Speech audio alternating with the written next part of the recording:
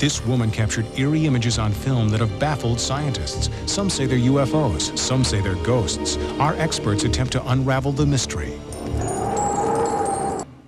Almost every time Massachusetts housewife Stella Lansing takes a picture, she gets unexplained images on her film. Using any type of camera at all, with any type of film or videotape, Stella Lansing records what appear to be images from another dimension. We've all had strange things show up on our pictures. Glitches, scratches, strange patterns of light and shadow. Weird images are bound to show up every once in a while, but researchers in the field of paranormal photography believe some of these photos are actually a window to the supernatural. For 30 years, Stella Lansing has captured bizarre anomalies on film and videotape. Nearly every single time she takes a picture or shoots home movies, strange images appear. Here, a severed arm mysteriously floating in front of this woman's head. Strange facial lesions mark her own self-portrait. A mysterious monk appeared while she was taping a television special about Queen Elizabeth. There's a series of unique clock-like images that defy cinema and time logic, and were unheard of in the field of paranormal photography, until now. I probably didn't realize that it was any kind of a gift or anything in the beginning. I was just trying to get proof of what I was seeing. I tried with every kind of camera I had, and as this went along, I asked someone if only I had a movie camera, and they let me borrow theirs, and that's when I started to get my very first nighttime sighting. There is usually a rational and mechanical explanation for what produced a given image on the film, as opposed to a supernatural answer. The idea that Stella was experiencing more than just mechanical failure first occurred to her while shooting these high-tension wires near her home in Massachusetts. Suddenly, this burst of light came off of the knoll where I was just facing there and shot up. It seemed like in that direction, toward the moon, in the direction of the moon, south, southwest. And as it did, all these multicolored lights were flashing, and that's when I got this object that looks like arms sticking out. A frame-by-frame analysis of Stella's Super 8 film reveals these astonishing images. A group of 4 men, which photo experts have named the occupants. In the 20 years since this Super 8 image was captured, photo analysts have debated its authenticity. I took the footage of the occupants to the Brooks Institute, the prestigious photography study center in Santa Barbara, California. What could affect a photographic negative like that? A stray light entering from a small hole near the camera lens, possibly some kind of after effect when the film was taken out of the camera, some kind of a very fine, hard, and short light strike that produced those patterns. 8mm motion pictures are so small, frame by frame, that it's virtually impossible to fake them without a sophisticated laboratory and animators. You'd have to run a Walt Disney studio to do it. A person like Stella Lansing could not do it. Even more mysterious than Stella's Super 8 image of the occupants is what happens when the film is transferred to videotape. Then, unidentified voices suddenly appear.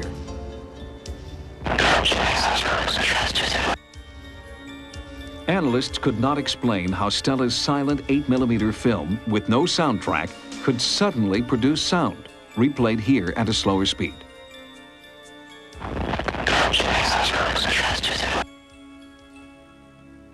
With no technical knowledge of photography herself, Stella searched for someone who could explain the images in her photos.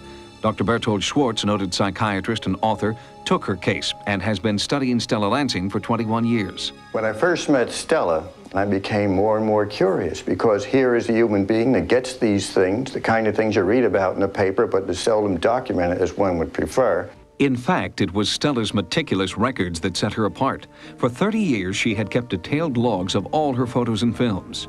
As one went over the notes that she had laboriously collected through the years, she'd write on the film boxes, she'd write on scraps of paper, she'd collect clippings, and you put it all together, the story seems to hang together.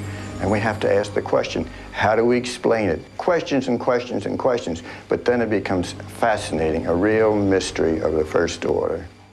Some of Stella's most bizarre images are referred to as the clock series, images captured on film that surround such things as airplanes and church steeples, appearing at night and during the day.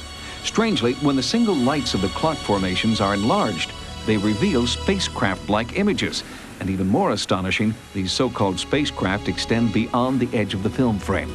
It overlaps the frames. Indeed, the time-space barrier is smashed in some way by this housewife. Rand, the clockwork patterns on Stella's photographs, what do you make of them? I can find some rationale in calling them a mechanical problem in the camera. Some of the consistencies from frame to frame indicate that the exposure was produced not in the camera, but somewhere as a light leak entering the camera, or some other pattern. The pattern appears to be very similar, but not always the same. But Stella Lansing still got the clock-like formations when she used 6 different cameras, 2 different types of film, inside, outside, in daylight, and at night, in 5 different states. She even succeeded when her camera was switched for another at the last moment. So could Stella Lansing be somehow affecting her film subconsciously?